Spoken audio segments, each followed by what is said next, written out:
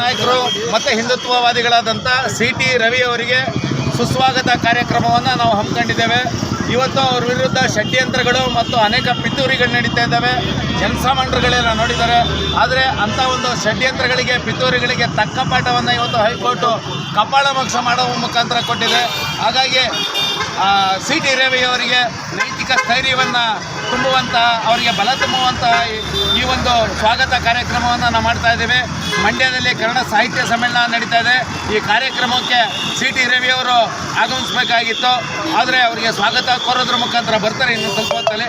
ಅವರಿಗೆ ಸ್ವಾಗತ ಕೋರೋದ್ರ ಮುಖಾಂತರ ನಿಮ್ಮ ಒಟ್ಟಿಗೆ ನಾವಿದ್ದೇವೆ, ನೀವು ಜಗ್ಗದಿರಿ ಬಗ್ಗದಿರಿ, ಈ ಕಾಮಾಲೆ ಕಣ್ಣಿನ ಏನು ಪಿತೂರಿ ಮಾಡ್ತಿದ್ದಾರಲ್ಲ ಅವರ ಯಾವುದೇ ಒಂದು ಕವಡೆ ಕಾಸಿನ ಕಿಮ್ಮತ್ತಿಲ್ಲ ಅಂತೇಳಿ ಅವರಿಗೆ ಆತ್ಮಸ್ಥೈರ್ಯ ತುಂಬುವಂಥ ಕೆಲಸವನ್ನು ನಾವು ಮಾಡ್ತಾರೆ.